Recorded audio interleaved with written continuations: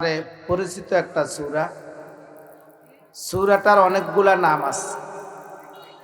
আমরা স্বাভাবিকভাবে দুইটা নাম বেশি জানি।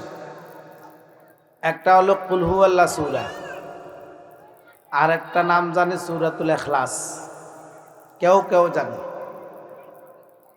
এই সূরার আরো বহু নাম আছে। এই সূরাটা আল্লাহ পাক রব্বুল আলামিন একটা প্রশ্নের জবাব দিয়েছেন। তাফসীরের কিতাবগুলা খুললে বোঝা যায়, পাওয়া যায় এই সূরাতুল ইখলাস তথা কুল হুয়াল্লাহ সূরাটি ইয়াহুদি, মুশরিক, মক্কা নগরের মানুষগুলা আল্লাহ পাকের নবী জনাবে রাসূলুল্লাহ সাল্লাল্লাহু আলাইহি ওয়াসাল্লামকে বিভিন্ন প্রশ্ন করত, বিভিন্ন সময়ে প্রশ্ন করত। ওই প্রশ্নের জবাবে আল্লাহ তাআলা এই সূরাটা নাজিল করেছেন। বলেন সুবহানাল্লাহ।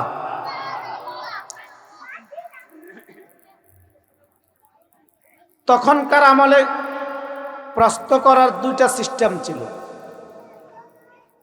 কেউ প্রশ্ন করত জানার জন্য, আবার কেউ প্রশ্ন করত আমাদের নবীজিকে আটকানোর জন্য।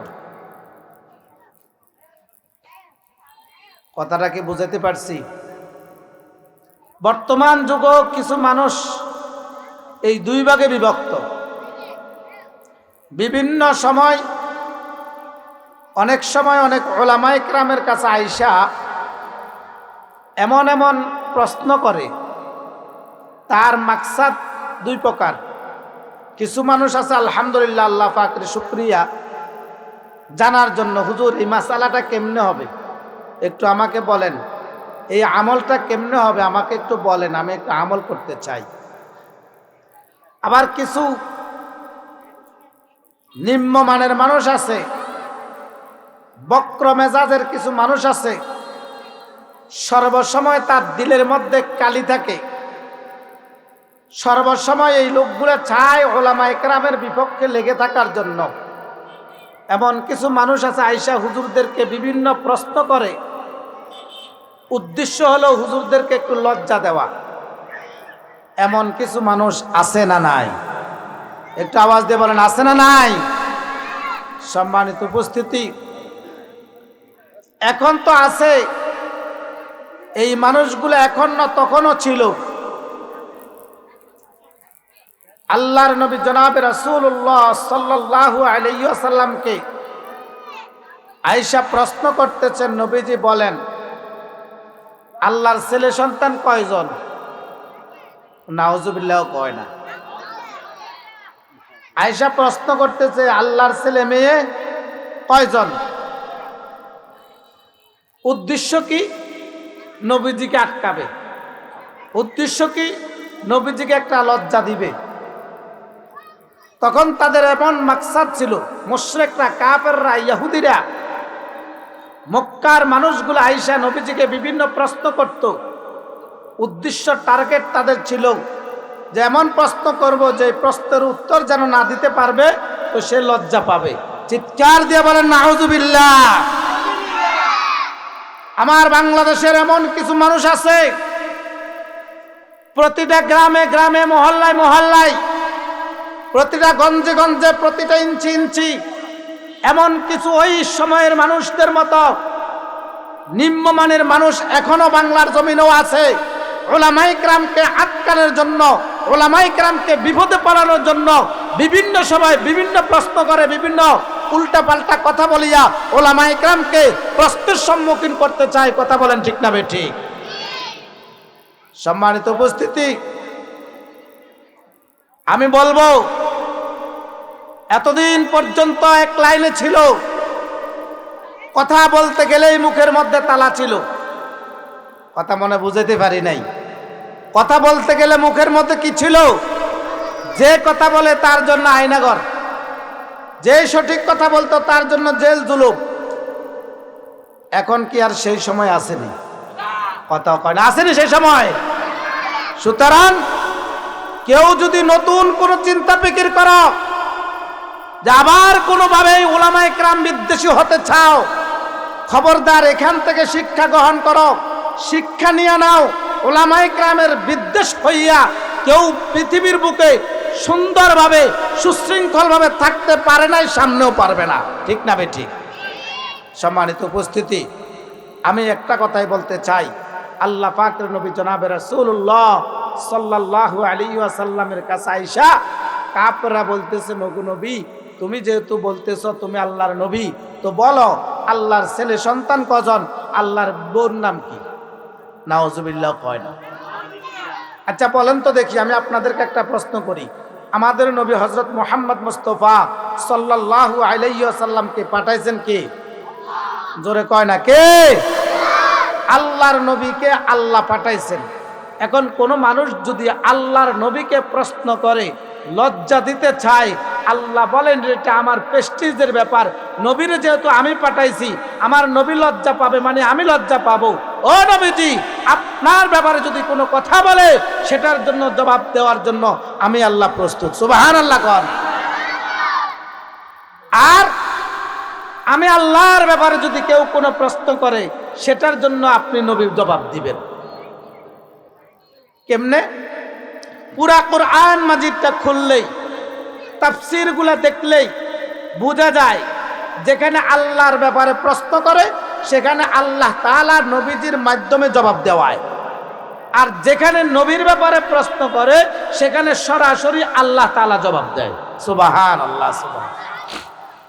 তাহলে মজার একটা কথা শুনেন, সূরাতুদ দুহা নাযিল হওয়ার প্রেক্ষাপট শানে নজুলের মধ্যে আছে। তাফসীর রুহুল মাআনি, তাফসীর ইবনে কাসির, তাফসীর মাআরিফুল কুরআন, তিনটার মধ্যে সূরাতুদ দুহার শানে নজুলের মধ্যে ওয়াকিয়া এসেছে। আল্লাহ পাকের নবী জনাবে রাসূলুল্লাহ সাল্লাল্লাহু আলাইহি ওয়াসাল্লাম পুরা জিন্দেগিতে 2-3 দিন ভোর রাত্রে তাহাজ্জুদের সময় ঘুম থেকে উঠতে পারে নাই, তাহাজ্জুদ নামাজও পড়তে পারে নাই। জিবরাইল আমিনও আয়েশা নবীজিকে জাগায় না, ঘুম থেকে জাগ্রত করে না, নবীজিও ঘুম থেকে উঠতে পারে না। কি বুঝলেন? অর্থাৎ আল্লাহ বুঝাই দিতে চান, পৃথিবীর সমস্ত মানুষগুলা আমি আল্লাহর কাছে ধরা। সুবহানাল্লাহ। কার কাছে ধরা? পৃথিবীর সমস্ত মানুষগুলো আমি আল্লাহর কাছে ধরা, হাত্তাকে আমার নবী পর্যন্ত আমার কাছে ধরা। নবীকে আমি জিবরাইল আমিনকেও পাঠাই না, নবীও ঘুম থেকে উঠতে পারে না, জাগ্রত হইতে পারে না, ঘুম থেকে উঠা তাহাজ্জুদ নামাজ পড়তে পারে না। পৃথিবীর যত মানুষগুলো আছে, কিয়ামত পর্যন্ত যত মানুষ আগমন করবে, সব মানুষগুলা একজনের কাছে ধরা। তিনি কে? আর একটু আওয়াজ দিবেন, তিনি কে? আল্লাহ বুঝাই দিতে চান, সব মানুষগুলো আমার কাছে ধরা। মানুষ ন, হাত্তাকে পৃথিবীতে যত জিনিস আছে, যত পশু পাখি আছে, যত কীট পতঙ্গ আছে, সব কিছু কার কাছে ধরা? আল্লাহ কাহারো কাছে ধরা নয়। সুবহানাল্লাহ কয় না। আল্লাহ কাহারো কাছে ধরা নয়। আর পৃথিবীতে যত কিছু আছে রে বাবা, সব কিছু একজনের কাছে ধরা। তিনি কে? আল্লাহ বুঝাইতে চান, বান্দা বান্দি শুনো, ভালো করিয়া বুঝো। এরে আমার বান্দা, আমি আল্লাহ পাক রব্বুল আলামিন জিবরাইল আমিনকে মুহাম্মাদের কাছে পাঠাই না, আর জিবরাইল আমিনও আসে না, মুহাম্মদকে ঘুম থেকেও জাগ্রত করে না। মুহাম্মদ রাসূলুল্লাহ সাল্লাল্লাহু আলাইহি ওয়াসাল্লাম ওইটা তাহাজ্জুদ নামাজ পড়তে পারে না। এই পাক দিয়া আল্লাহ পাকের নবীর পাশের বাসা তার চাচি আবু সুফিয়ান ইবনুল হারাবের স্ত্রী উম্মে জামিল। এই উম্মে জামিল মহিলা মানুষ, আল্লাহ পাকের নবীর চাচি, ডাক দিয়া বলতেছো, কাফেররা শুনো, ও মক্কাবাসী শুনো, মুহাম্মদের কাছে যে শয়তানটা আসতো, ওই শয়তানটা মুহাম্মদকে ছেড়ে চলে গেছে। এখন মুহাম্মদের কাছে ওই শয়তানটাও আর আসে না। এই জন্য মুহাম্মদ ভোর রাত্রে উঠিয়া তাহাজ্জুদ নামাজও আর পড়তে পারে না। চিৎকার দিয়া বলেন নাউজুবিল্লাহ। শয়তান কাকে বলছে? জিবরাইল আমিনকে বলছে। উম্মে জামিল মহিলা এমন একটা কট্টর মহিলা, কাফের মহিলা, আল্লাহ পাকের নবীর চাচি, ডাক দিয়া বলতেছে, ভালো করিয়া বুঝো, মহিলারা এমন এমন শব্দ ব্যবহার করে, এমন এমন শব্দ চয়ন করবে রে বাবা, দিলের ভিতরে ঢুকিয়ে যায়, হাত্তাকে নিজের স্ত্রীও পর্যন্ত এমন এমন শব্দ ব্যবহার করে রে বাবা, নিজের কলিজা পর্যন্ত ছিদ্র হইয়া যায়। উম্মে জামিল আবু সুফিয়ান ইবনে হারবের স্ত্রী, সে ডাক দেয়া বলতেছে মুহাম্মদের কাছে তার শয়তান আসা বন্ধ করিয়া দিয়েছে, অর্থাৎ জিবরাইল আমিন আসে না, মুহাম্মদ ঘুম থেকে জাগ্রত হয় না।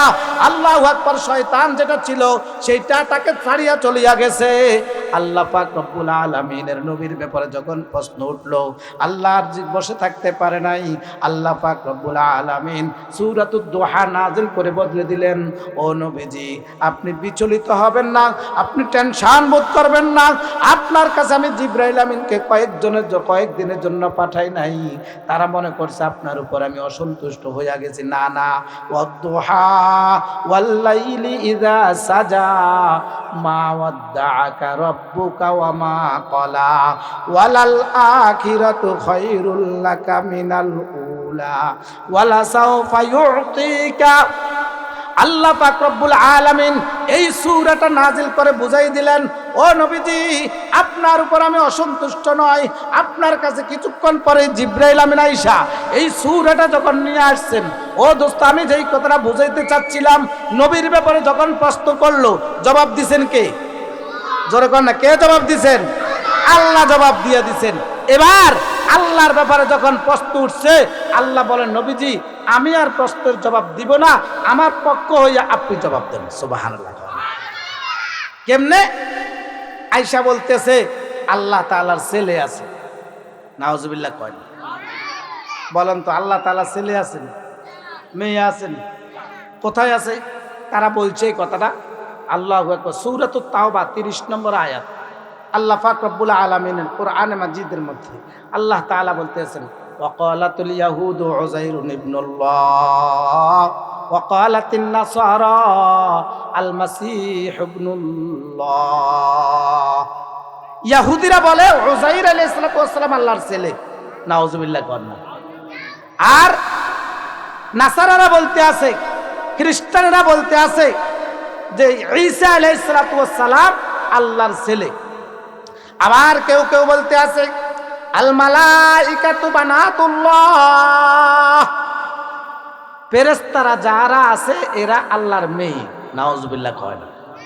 আচ্ছা আমি আপনাদেরকে একটা কথা জিজ্ঞাসা করতে চাই, কিছু কিছু সময় ছেলে মেয়ে হওয়া এটা দোষণীয়, কথা মনে বুঝাতে পারি না। কিছু কিছু সময় ছেলে মেয়ে হওয়া এটা কি দোষ, আবার কিছু কিছু সময় ছেলে মেয়ে না হইলে দোষ। মনে হয় কথাটা বুঝাতে পারে এটাই। আচ্ছা বলেন তো দেখি, বিবাহ হওয়ার আগে যদি কোনো মেয়ের অথবা কোনো পুরুষের যদি ছেলে হয় মেয়ে হয়, এটা কি ভালো না দোষ? কত কয় না, দোষ না ভালো? এখনো বিবাহ হয় না, ছেলে আসবে কোত্থেকে, মেয়ে আসবে কোত্থেকে? টক টাইম ফ্রি, কথাও কয় না, টক টাইম ফ্রি, এটা কি ভালো না দোষ?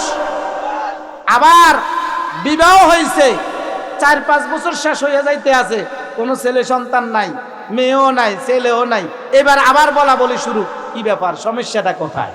কথা কয় না। তাহলে কিছু কিছু সময় ছেলে মেয়ে হওয়া দোষ, কিছু কিছু সময় ছেলে মেয়ে না হওয়া দোষ। এবার আসেন বলেন তো দেখি, বিবাহ হওয়ার পর যদি কারো ছেলে সন্তানগুলো না হয়, বিভিন্নভাবে কথাবার্তা বলা শুরু করে, দোষ হয়তো পুরুষের, না হয় দোষ কত কয় না, না হয় দোষ কার? মহিলার। তো দুইজনের যেই কোনো একজনের দোষ। ছেলে মেয়ে হওয়া এটা মানুষের জন্য, মানুষ হিসাবে বিবাহ হওয়ার পর মানুষের জন্য গৌরবের বিষয়। ছেলে সন্তানগুলো না হইলে বড় মুশকিলের ব্যাপার। আল্লাহ তাআলার ব্যাপারে ছেলে সন্তান হওয়া, মেয়ে সন্তান হওয়া, এগুলো হলো আল্লাহ তাআলার আগে আর পরে সব মিলাইয়া আল্লাহ তাআলার ব্যাপারে কেউ বলা, এটাও দোষ। চিৎকার দিয়ে বলেন ঠিক না বেঠিক? এবার ইহুদিরা বলতে আছে আল্লাহর ছেলে উযাইর, খ্রিস্টানরা বলতে আছে ঈসা আলাইহিস সালাতু ওয়াস সালাম আল্লাহর ছেলে, আবার কেউ কেউ বলতে আছে ফেরেশতারা হলো আল্লাহর মেয়ে। এবার আল্লাহ বলেন, ওগো নবীজি যেহেতু আমার ব্যাপারে বলেছে, তাহলে জবাবটা আমি দিব না, আমার পক্ষ হইয়া আপনি জবাব দেন। সুবহানাল্লাহ হয় না? আমার পক্ষ হইয়া আপনি জবাব দেন। কিভাবে জবাব দিব? আল্লাহ পাক রব্বুল আলামিন কোরআনে মাজিদের এই 112 নম্বর সূরাটা নাজিল করে আল্লাহ তাআলা বুঝাই দিতে চান যে বান্দা বান্দি আমার ব্যাপারে যেহেতু প্রশ্ন আসছে, নবীজি আমি বলবো না, আপনি বলেন। কুল, ওগো নবীজি আপনি বলেন। কি বলবো? আল্লাহু আহাদ, আল্লাহু আহাদ, আল্লাহ একক। বলেন না আল্লাহ কয়জন? আরো জোরে কয় না আল্লাহ কয়জন? আল্লাহ পাক রব্বুল আলামিন বলেন, ওগো নবীজি যেহেতু আমার ব্যাপারে প্রশ্ন, আমার সন্তান বানাইছে, মেয়ে বানাইছে, সুতরাং ছেলে হওয়া মেয়ে হওয়া এটা তো আমার জন্য সুন্দর নয়। ও নবীজি আপনি জবাবটা দেন। কি জবাবটা দিব?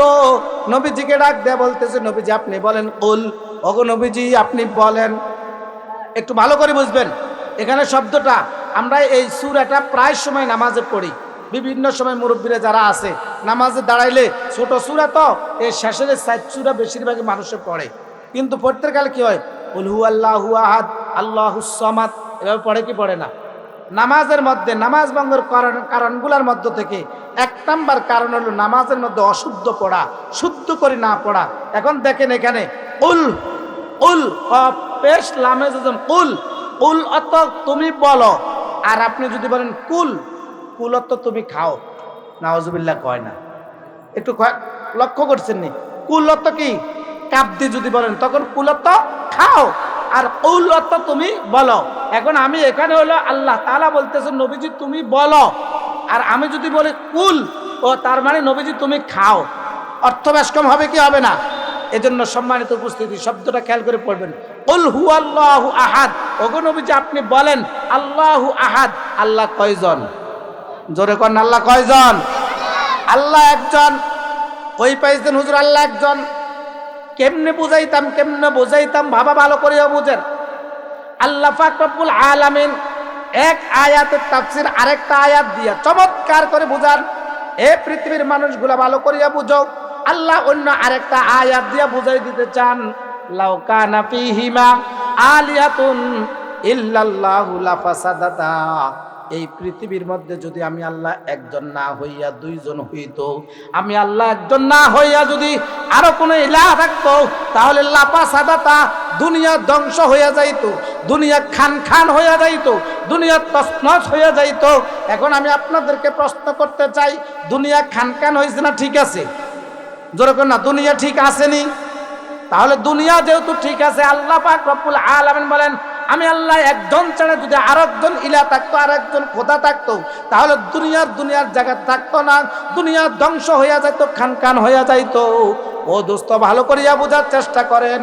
আল্লাহ পাক রব্বুল আলামিন বলেন লাউ কানা ফীহিমা আলিয়াতুন ইল্লাল্লাহু লাফাসাদাতা, এই জমিনের মধ্যে যদি আমি আল্লাহ একজন না হইয়া যদি লগে যদি আরেকজন খোদা থাকতো, জমিনটা জমিনের জায়গায় থাকতো না, গাছপালা তরুলতা বিল্ডিং গুলো অট্টালিকাগুলা রাস্তাঘাট মাটিগুলার জায়গায় জায়গায় থাকতো না, সবগুলো ধ্বংস হইয়া যাইতো, শেষ হইয়া যাইতো। কেমনে যাইতো দোস্ত? আল্লাহর ওলি ডাক দিয়া বলতেছেন আগার দো খোদা হো ते संसार में तो दोनों बना हो ते संसार में, अगर दो खुदा हो ते संसार में तो दोनों बला हो ते संसार में, खतरनाक होता जे माजे का रंग हुआ करते हर रोज जे दोनों में जंग, इधर के कहता मेरे बात सुनो, उधर के कहता मियाँ चुप रहो। ও দোস্ত আল্লাহর ওলি মেসাল দিয়া एग्जांपल দিয়া বুঝাই দিতে চান, এই জমিনের মধ্যে যদি এক আল্লাহ না হইয়া সাথে যদি আরেকজন খোদা হইতো, খোদা খোদায় ঝগড়া লাগিয়া যাইতো। কথা বলেন ঠিক না বেঠিক? খোদা খোদায় ঝগড়া লাগিয়ে যাইতো। এক খোদা বলতো না না না, এই যে চর শীতের মধ্যে কি উত্তপ্ত গরম পড়তে আছে, আমি দিব বৃষ্টি। কথা কয় না? এক খোদা বলতো উত্তপ্ত গরম পড়তে আছে, আমি তাকে এই যে এই চর কি বলে চর শীতের মধ্যে আমি বৃষ্টি দিব।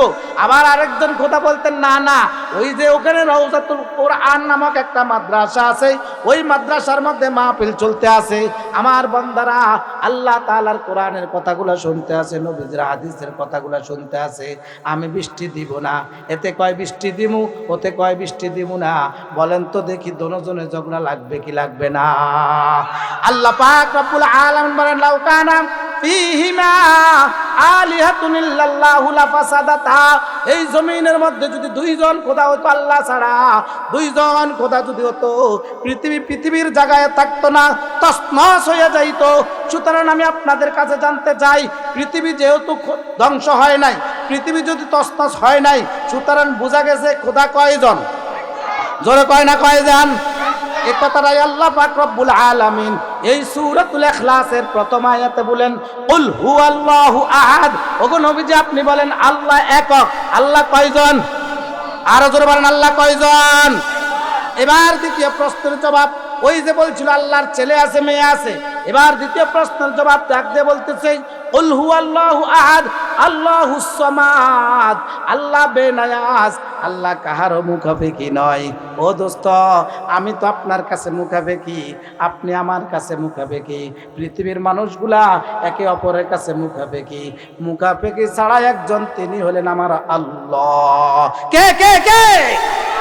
মুখাপেক্ষী নাই, কাহার কাছে মুখাপেক্ষী নাই। ডক্টর ইউনূসও মানুষের কাছে মুখাপেক্ষী, ডক্টর ইউনূসও কাহার না কাহার কাছে মুখাপেক্ষী আছে। এই পৃথিবীর যত মানুষগুলো আছে, আমি আপনার কাছে মুখাপেক্ষী, আপনি আমার কাছে মুখাপেক্ষী। মাহফিল ইন্তেজামিয়া কমিটি যারা আছে, এরাও মানুষের কাছে মুখাপেক্ষী, মানুষগুলো আবার মাহফিল ইন্তেজামিয়ার কাছে মুখাপেক্ষী। এই পৃথিবীর মধ্যে স্বয়ং সম্পূর্ণ কেউ নাই, একজন স্বয়ং সম্পূর্ণ, তিনি কে? আল্লাহুস সামাদ, আল্লাহ বেনায়াস, আল্লাহ কারো মুখাপেক্ষী নয়। আল্লাহ দোস্ত একক, আল্লাহ কারো মুখাপেক্ষী নয়। এই পৃথিবীর মানুষগুলা ভালো করিয়া বুঝো, স্ত্রী স্বামীর মুখাপেক্ষী, স্বামী স্ত্রীর মুখাপেক্ষী, বাবা সন্তানের মুখাপেক্ষী, সন্তান বাবার মুখাপেক্ষী, এভাবে একে অপরের সবাই সবার লাইনে মুখাপেক্ষী। একজন মুখাপেক্ষী নয়, তিনি কে? জোরে কয় না তিনি কে? আল্লাহুস সামাদ, আল্লাহ মুখাপেক্ষী নয়, বেনায়াজ, কারো কাছে আল্লাহর কোনো মুখাপেক্ষী নাই। কেউ যদি আল্লাহর কোনো প্রশ্ন করবে, আল্লাহ তুমি এই কাজটা কেন করছো, এই প্রশ্ন করার কাহারও কোনো ক্ষমতা নাই। একক ক্ষমতার মালিক তিনি কে? আল্লাহুস সামাদ, আল্লাহ বেনায়াজ, আল্লাহর কোনো শরীক নাই রে দোস্ত, আল্লাহর কোনো অংশীদার নাই। একক মালিক তিনি হলেন একমাত্র আল্লাহ। এবার লাম ইয়ালিদ ওয়া লাম ইউলাদ, আল্লাহ পাক রব্বুল আলামিন বলেন এরপর আয়াত, লাম ইয়ালিদ ওয়া লাম ইউলাদ, আমি আল্লাহ তো এমন আল্লাহ, আমার কোনো ছেলে নাই মেয়ে নাই, আমার কোনো স্ত্রী পরিবার পরিজন কিছুই নাই, আমি এক, আমার সন্তানাদি নাই। লাম ইয়ালিদ ওয়া লাম ইউলাদ, আমার থেকেও কোনো জন্ম গ্রহণ করে নাই, আমিও কাহারও থেকে জন্ম গ্রহণ করি নাই। আল্লাহু আকবার বলেন। আল্লাহ কাহারও থেকে জন্ম গ্রহণ করে নাই, আবার আল্লাহর থেকেও কেউ জন্ম গ্রহণ করে নাই। আল্লাহ আমাদেরকে সৃষ্টি করেছেন, জন্ম দেন নাই। খুব বুঝবেন, ভালো করে বুঝবেন কথাটা কি বলছিলাম। সৃষ্টি করা এক কথা, জন্ম দেওয়া আরেক কথা। সৃষ্টি করা এক কথা, জন্ম দেওয়া আরেক কথা। আল্লাহ আমাদেরকে সৃষ্টি করেছেন বাবা মায়ের মাধ্যমে। আল্লাহ তাআলা আমাদেরকে জমিনের মধ্যে সৃষ্টি করেছেন, বাবা মায়ের জন্ম দিয়েছেন। দোস্ত ভালো করিয়া বুঝেন, আল্লাহ পাক রব্বুল আলামিন ডাক দিয়ে বলেন, এই আয়াতের তাফসীর আরেকটা আয়াত দিয়া আল্লাহ চমৎকার করে বুঝাই দিতে চান। আল্লাহু আকবার। সূরাতুদ দাহারের 1 নম্বর আয়াতের মধ্যে আল্লাহ বলেন, হাল আতা আলাল ইনসানি হিনুম মিনাদ দাহরি লাম ইয়াকুন শাইআম মাযকুরা। এরে আমার বান্দা, কেন এত বাহাদুরি করতে আসো, কেন এত অহংকার, কিসের জন্য এত অহংকার করতে আসো? টাকা হইছে, কয় টাকা হইছে তোমার? তোমার গায়ের মধ্যে যদি একটা গামবিচি উঠে, একটা গামাচি উঠে, ওই গামাচি থেকে যদি একটু বড় হয়ে যায়, ওই গামাচি তোমার অপারেশন করার যে টাকা দরকার, ওই টাকা পরিমাণ তোমার টাকা হয় নাই। তুমি মনে করছো আমার তো অনেকগুলা টাকা হয়েছে, এখন আমার বাহাদুরি চলবে, আমি মনে হয় এলাকার মধ্যে অনেক মাতাব্বর হয়ে গেছি। এ বাবা ভালো করিয়া বুঝো, তোমার কয় টাকা হয়েছে আর একটু চোখ টোকাইয়া দেখো না, লক্ষ লক্ষ টাকার মালিক কলার বরফের মধ্যে শুয়ে আছে। কথা কয় না কা? কোথায় কোথায় শুয়ে আছে? লক্ষ লক্ষ টাকার মালিক। ও দোস্ত, যার কথায় সমস্ত কোটিপতি যারা সবাই উঠবস করতো, এখন দাড়ি চাচিয়া বিদেশে পালায়। কথা কয় না, অহংকার করবার টাকা পয়সা হয়ে গেছে, অনেক টাকা আছে। না না রে দোস্ত, এই টাকা এমন টাকা না, চিরস্থায়ী থাকবে না রে বাবা। এমন এমন শব্দ আছে বাবা, এমন সময় বলি বসে যে আমার সাথে এলাকার কে আর পারবে। আল্লাহু আকবার। দোস্ত, ছোট্ট করে একটা কথা মনে পড়ছে, বলতাম। একদম বাস্তব কথা, আমার এই দুই চোখের শোনা কথা, দুই কানে শোনা কথা, দুই চোখে দেখা।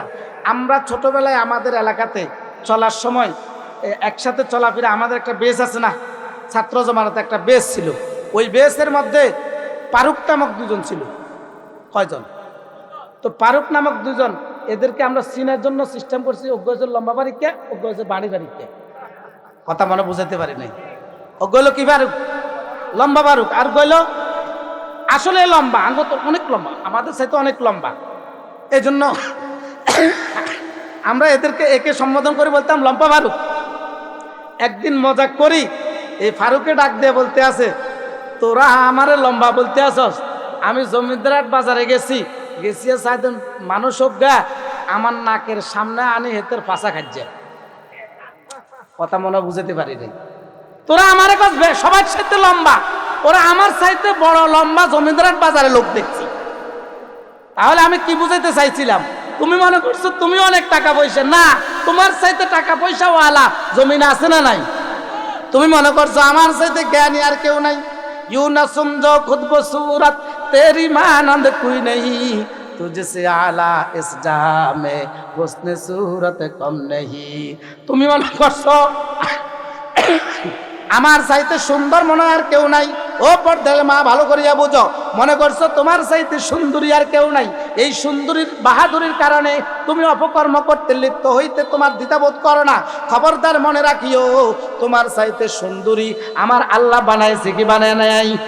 জোরে কর না, বানাইছে কি বানায় নাই? ও দোস্ত, এই সুন্দরী হওয়ার কারণে সমাজের মধ্যে বিশৃঙ্খলা হয়, এলাকার মধ্যে বিশৃঙ্খলা হয়। সে মনে করে আমি তো সুন্দর, আমার জন্য বহুত পাত্র আছে। না না না, এই অহংকার আসার কারণে ও দোস্ত বহু দেখা যায় চেহারা সুন্দর ঠিক আছে, অনেক টাকা পয়সাও আছে, গরিব আসে না ভয়ে, আর বড় লোক আসে না লজ্জায় শরমে। কথা কয় না কা? কেউ আসে না ঘিনে, কেউ আসে না ভয়ে। ও দোস্ত, 22 বছর পার হয়ে গেছে, মেয়েটাও সুন্দর, বিবাহ হয় না। কথা কয় না, আছে না নাই? 24 বছর হয়ে গেছে, 3টা বোন একসাথে, এই দুই নয়নের কথা বলতে আছে, কোনো বানানো কথা নয়। 3টা বোন একসাথে, বয়স হয়ে গেছে, এখনো পর্যন্ত বিবাহ হয় না। টাকা পয়সাও আছে, অর্থকড়িও আছে, বংশমর্যাদাও ঠিক আছে, চেহারা লাবণ্যতাও ঠিক আছে, এরপরও বিবাহ হয় না। কারণটা কি? ওই যে ভিতরে মালিকের সাথে সম্পর্ক নাই। সুবহানাল্লাহ কয় না? কার সাথে সম্পর্ক নাই? আর এলাকার গরিব দরিদ্র মানুষ, অসহায় একজন রিক্সাওয়ালার মেয়ে, মেয়েটার চেহারাও এত রত্ন সৌন্দর্য ন, একটু কালো কালো শ্যামলা বর্ণের। আল্লাহু আকবার। একটা পাত্র আসছে, পাত্র আসার পর মা যখন পাত্রের সামনে নাস্তা দিয়া ওই যে নমাজের মুসল্লার মধ্যে বইসা মালিকের কাছে হাতটা তুলে মালিককে বলে, মালিক রে, তুমি তো জানো আমি অসহায়, আমার গরিব অবস্থা, আমি টাকা পয়সা নাই, আমার মেয়েটাও দেখতে এত সুন্দর না, আল্লাহ এই পাত্রটার চোখের মধ্যে আমার মেয়েটাকে সুন্দর বানাইয়া দাও। না কালে কো দেখে না গোরে কো দেখে, না কালে কো দেখে না গোরে কো দেখে, মিয়া জিসকো চাহে তু আগে नहीं है। আল্লাহু আকবার বলেন। কালো সুন্দর বড় কথা না, চোখের মধ্যে লাগাই দিয়েছেন কে? জোর বলেন না কে? এজন্য দোস্ত আমি বলতে চাই, আমি মনে করছিলাম মনে হয় যেন আমার চাইতে বড় আর কেউ নাই। আহা, হাকিমুল উম্মত মুজাদ্দিদ মিল্লাত আশরাফ আলী থানভী রাহমাতুল্লাহ আলাইহির মালফুজাতের মধ্যে ওয়াকিয়া এনেছেন। আল্লাহ পাকের এক বান্দা রাস্তা দিয়ে যাইতে আছে, হঠাৎ করে বাড়িতে আসছে। বাড়িতে আসার পর জোহরের নামাজ পড়িয়া সন্তানগুলাকে নিয়ে বসছে। সন্তানগুলা ডাক দিয়ে বলতেছে, বাবা আমি একজন ইঞ্জিনিয়ার। আবার আরেক সন্তান বলতে আছে আমি হলাম ডক্টর। আরেক সন্তান বলতে আছে আমি বিদেশ থেকে আসছি, আলহামদুলিল্লাহ আমাদের টাকা পয়সার অভাব নাই, আমি ইঞ্জিনিয়ার হয়েছি, পুলিশ হয়েছি। 4 সন্তান 4 দিক দিয়া অনেক বড় হয়ে গেছে। বাবা শুনেন, বসেন, আমাদের দলিলগুলা দেন। দিছে দলিলগুলা, বাবার নামের দলিল দেখে দেখতে আছে বাবার বয়স 100 বছর। কয় বছর? জোরে কয় না, কত বছর? বাবা হ্যাঁ কিসে? ওই এই এলাকার মধ্যে 100 বছরের বয়সের আর কেউ নাই। কথা কয় না, 100 বছর বয়সের আর কেউ নাই। তো এখন কি হইব? তাহলে আপনার সাথে বড় তার এই এলাকাতে কেউ নাই, আপনি হলেন সবচেয়ে বড়। আপনি এত টেনশন করেন কেন? টাকা আছে, পয়সা আছে, আপনার সন্তান আল্লাহর বান্দা হজে রওনা হয়েছে। দোস্ত ভালো করিয়া বুঝেন, এখন তো আল্লাহু আকবার ওই হেলিকপ্টারের যুগ আছে, প্লেনের মাধ্যমে হজে যায়। আগে কি এগুলো ছিল নি? কথা কোন আগে সিস্টেম ছিল না। আগে সিস্টেম ছিল কি হাঁটিয়া হাঁটিয়া পায়ে হেঁটে হেঁটে যাইতে হইতো। এই পায়ে হাইটা হাইটা আল্লাহর এই 100 বছরের বান্দাটা রওনা হয়েছে কোন জায়গায়? জোরে কর না, কোন জায়গায়? হজ করার জন্য রওনা হয়েছে। আমা নিজের গ্রাম পার হইয়া একটু সামনে যাওয়ার পরে রাস্তার উপর দেখতে আছে এক বয়স্ক মানুষ কাঁদতে আছে। কিনতে আছে দোস্ত, আমি আমার থেকে বলতে আসি না। মালপুজাত কিতাব, এখানে উলামায়ে কেরাম আছে, মালপুজাত নামক একটা কিতাব আছে, হাকিমুল উম্মত আশরাফ আলী থানভী রাহমাতুল্লাহ আলাইহি লিখেছেন। উনি লিখতে আছেন ওই লোকটা 100 বছরের মানুষটা একটু দূরে যাওয়ার পরে দেখতে আছে একটা বৃদ্ধ মানুষ রাস্তার মধ্যে কান্না করতে আছে, ক্রন্দন করতে আছে, ডাক দিয়া বলতে আছে। এখন তার কাছে যাওয়ার পরে দেখতেছে বয়স একটু যদি মিলাই, চেহারা চুরিতে ঢঙে শরীরের মিলে বোঝা যায় মনে হয় যেন ওই 100 বছর চিন্তা করলো আমার চাইতে মনে হয় এই লোকটার বয়স বেশি হবে। এখন জিজ্ঞাসা করলো এখন কি ভাই বলবো না কাকা বলবো, একটা টেনশনে পড়ে গেছে। এরপরে বলতেছে আঙ্কেল আপনার বয়স কত? আমার বয়স 200 বছর। সুবহানাল্লাহ, বাজে কইও আরো জোরে বল সুবহানাল্লাহ। কত বছর বয়স? তো 200 বছর বয়স। আপনি এখানে কান্নাকাটি করেন কেন? আমার বাবা মানে মারছে। কে মারছে? আপনার বাবাও আছে। আচ্ছা, বাবার বয়স বেশি হয় না ছেলের বয়স বেশি হয়? আর যারা কয় না তা মনে হয় সন্তানের বয়স বেশি হয়। জোরে কর না, কার বয়স বেশি হয়? তো সন্তানের বয়স যদি 200 হয়, বাবার বয়স কত? ওই যে একটা অঙ্ক মিলতে আছে না, বাবা ও সন্তানের বয়স এত, বাবার বয়স এত হলে ছেলের বয়স কত? অনেক সময় পরীক্ষাতে অঙ্কটা আসতো। এখন বলেন তো দেখি, বাবা সন্তানের বয়স যদি 200 হয়, বাপের বয়স কি আরো বেশি হবে নাকি? হ্যাঁ, আচ্ছা চলো তোমার বাবার কাছে যাই, আমার একটু দেখার দরকার। আমি তো মনে করছিলাম 100 বছর আমার চাইতে বড় মনে হয় এই এলাকার মধ্যে আর কেউ নাই। তো তোমাকে 200 বছর যেহেতু পাইছি, তো তোমার বাবা কেন মারছে? চলো একটু যাই দেখি। যাই দেখতে আছে বাপে বাঁশ ছিলতে আছে। কথা কয় না, কি ছিলতে আছে? কিরে বাঁশ কিরবি? চিল্লাগুন দিব মনে হয় বাঁশ। কথা কয় না, সেরা বানাইতে আছে বাঁশ। এরকম বাঁশ দেন ওয়ালা মানুষ আপনাকে মিনাই হুজুরে করে বাঁশ দেন না? আসেননি? আসেনি? আসেনি? তা আমরা দোয়া করি আলহামদুলিল্লাহ বাস তঙ্গলায়ও রেডি। আঙ্গরে দিবা কানা লাগুন, তঙ্গরে দিয়ে হাইলেন নেগু কোনায় ওই কবরস্থানে বাস দানিও, কবরস্থানে বাস দানি অজ্ঞা দিত না, কারণ সুন্দর করে সেরা করে করে রাখবো। ওখানে আমরা আল্লাহর কাছে বলবো আল্লাহ বাস আঙ্গরে যা দিছে এরকম বেগুন অনেক আমরা করাই তো। কথা কর না, কথা কর না গা। এ দোস্ত ভালো করিয়া বুঝক, দোস্ত ভালো করিয়া বুঝে এই কথাটা বলিয়া শেষ করতে আসি। বাবার কাছে যাওয়ার পর বাবা ডাক দিয়া বলতে আছে, বাবাকে ওই 100 বছরের বয়সের লোকটা বলতে আছে, কি ব্যাপার আপনার যদিও সন্তান হয় কিন্তু অন্যান্য মানুষগুলার কাছে তো সে একজন মুরব্বী, এই মুরব্বী মানুষটাকে আপনি মারলেন কেন? কি বেয়াদব, আমার সন্তান এত বেয়াদব হবে এটা আমি কল্পনাও করি নাই। আমার বাবার পানি দেয় না। সুবহানাল্লাহ কয় না? কার বাবার পানি দেয় না? ওমা আপনার বাবাও আসেনি। এবার এখান থেকে কি বুঝলেন দোস্ত? ঘটনা বলার উদ্দেশ্য হলো বুঝানোর জন্য। অহংকার করবা, গর্মীয়ত আসবে। অহংকার করার মালিক একমাত্র কে? আল্লাহ বলেন আল্লাহুস সামাদ, আমি আল্লাহ বেনায়াজ, আমি কারো মুখাপেক্ষী নাই। পৃথিবীর যত মানুষগুলো আছে সবাই আমার মুখাপেক্ষী, সবাই কিন্তু আমার কাছে ধরা। লাম ইয়ালিদ ওয়া লাম ইউলাদ, আমার কোনো সন্তানাদি নাই, আমিও কার থেকে জন্মগ্রহণ করি নাই। ও দোস্ত ভালো করিয়া বুঝেন, আল্লাহ পাক রব্বুল আলামিন ডাক দিয়ে বলেন, ও বান্দা আমার এই সূরা ইখলাস, তার মধ্যে দোস্ত পরের আয়াতগুলার আলোচনা করার সময় নাই, আজানের সময় হইয়া গেছে। আল্লাহ পাক রব্বুল আলামিনের ছোট্ট একটা ফজিলত বলে শেষ করে দিতেছি।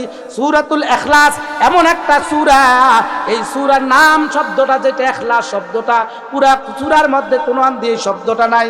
আর কোরআন মাজিদের 114টা সূরার মধ্যে 113টা সূরা, প্রত্যেকটা সূরার নাম ওই সূরার ভিতরে আছে। একটা সূরা আছে, সূরার নাম হলো সূরা ইখলাস। এই ইখলাস শব্দটা এই সূরার মধ্যে নাই দোস্ত। কুল হুয়াল্লাহু আহাদ আল্লাহুস সামাদ লাম ইয়ালিদ ওয়া লাম ইউলাদ ওয়া লাম ইয়াকুল লাহু কুফুয়ান আহাদ। এই সূরার মধ্যে কোনো ইখলাস শব্দ আসেনি? ইখলাস শব্দটা আসেনি? কি বুঝাইতে চান? আল্লাহ বলেন ইখলাস এটা দেখানোর বিষয় না, এটা দেখানোর বিষয় না, এটা ভিতরের বিষয়। আল্লাহু আকবার বলেন, আল্লাহু আকবার বলেন। এটা কিসের বিষয়? এটা কোন জায়গার বিষয়? এটা ভিতরের বিষয়। এটা প্রকাশ করার কিছু না, এটা ভিতরের অবস্থা। একচ্ছত্র তুমি আর মালিক জানে। সুবহানাল্লাহ কয় না? এই সূরা ইখলাসটা সকালে 3 বার কোনো বান্দা বান্দি যদি পড়ে, বিকালে 3 বার যদি কোনো বান্দা বান্দি পড়ে, পুরাটা দিনের দায়িত্ব আল্লাহ তাআলা নিয়ে নেয়। সকালে ফজর নামাজের পরে 3 বার, কয়বার বলেন? কয়বার? সকালে ফজর নামাজের পরে 3 বার, মাগরিবের নামাজের পরে 3 বার। কোনো আমার আল্লাহ তাআলার নবী বলেন, কোনো উম্মত যদি সকালে 3 বার, বিকালে 3 বার এই সূরা ইখলাসটা সঠিকভাবে দিলটা মালিককে দিয়া যদি তেলাওয়াত করে, ও দোস্ত পুরাটা দিন সকাল হলে সন্ধ্যা পর্যন্ত, সন্ধ্যা থেকে আবার সকাল হওয়া পর্যন্ত পুরাটা দিন আল্লাহ তাআলা জিম্মাদারি হইয়া যায়। এজন্য দোস্ত এই সূরা ইখলাসটা তেলাওয়াত করতে পারবো ইনশাআল্লাহ, পারবো ইনশাআল্লাহ। আল্লাহ পাক রব্বুল আলামিন যেই কথাটা হয়েছে আমাকে সকলকে এই সূরা ইখলাসের উপর আমল করার তৌফিক দান করে বলে আমিন। ওয়া মা আলাইনা ইল্লাল বালাগ। আসসালামু আলাইকুম ওয়া রাহমাতুল্লাহ।